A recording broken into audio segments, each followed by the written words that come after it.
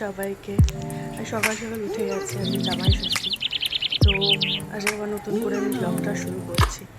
কারণ বিয়ের পর থেকে আর কোনো ব্লগই করা হয়নি। তো দেখা যাক আর সারাদিন কী হয়, তোমাদের কাছে সব তুলে ধরবো। সাথে থেকে শুভ জামাই ষষ্ঠী। আমার হাজব্যান্ড চলে এসছে এখন, অ্যাকচুয়ালি এখন না, কালকেই এসছে। আর সেদিনকে শুধু গিফটসগুলো নিয়ে এসেছিলো, বললো মিষ্টিগুলো সব বাসি কিনবে না, মানে রাখবে না। এখন গেছিলো আনতে সব মিষ্টি, দই এসব। আমরা রেডি হয়ে গেছি বেরানোর জন্য। আর এখানে আমার সব ফ্যামিলি একসাথে যাচ্ছি। বাড়িতে রান্না করলে অ্যাকচুয়ালি অনেক খাটনি, মায়ের শরীরটাও খারাপ, ওই জন্য বাইরেই আমরা সবাই ঠিক করেছিলাম যে একসাথে মিলে সবাই একটা রেস্টুরেন্টে খেতে যাব। এটা আমার জামাইবাবু, দিদি আর মা বাবাকে তো দেখলেই। এই যে হাজব্যান্ড সবসময় চিল মোড়ে।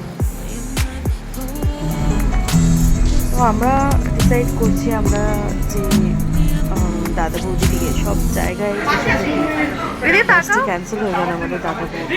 এখন অ্যাবসলিউট বাড়িতে এসেছি। অ্যাম্বুলেন্সটা খুবই ভালো। আমি এখানে সেকেন্ডবার আসছি। অনেক কিছু পাল্টে গেছে, টেস্ট বলো, সব কিছুই বলো, আগের মতন নেই অ্যাবসলিউট। আমি সেই বিয়ের আগে অনেক ব্লগগুলো করতাম, তারপর ছেড়ে দিয়েছিলাম বিয়ের পরে, কারণ নতুন এনভায়রনমেন্টে পুরো মানিয়ে থাকা, তো তাই জন্য ব্যস্ত হয়ে পড়েছিলাম। তো আবার শুরু করেছি। তোমরা পাশে থেকো, সবাই সাবস্ক্রাইব করো, শেয়ার করো আর কমেন্ট। কেমন খাচ্ছ? এবার আপনি বলুন কেমন খাচ্ছেন? একদম ভালো খাচ্ছি। আরে কথা তো বলুন কিছু। ভালো খাচ্ছি না। এই আপনি বলুন। বলার নেই, খুব ভালো খাচ্ছি। আরো কটা চিংড়ি খাবে? সবাই তো শুরু করলে এরকম যদি প্রত্যেক মাসে জামাই আর তুমি কি খাচ্ছ মা? আমি কিছু খাচ্ছি না। তো তুমি খাবে ডায়েটে আছে, তাই তো?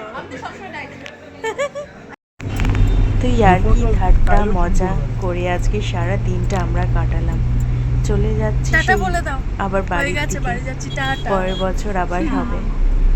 সবাই মজায় আছে আজকে।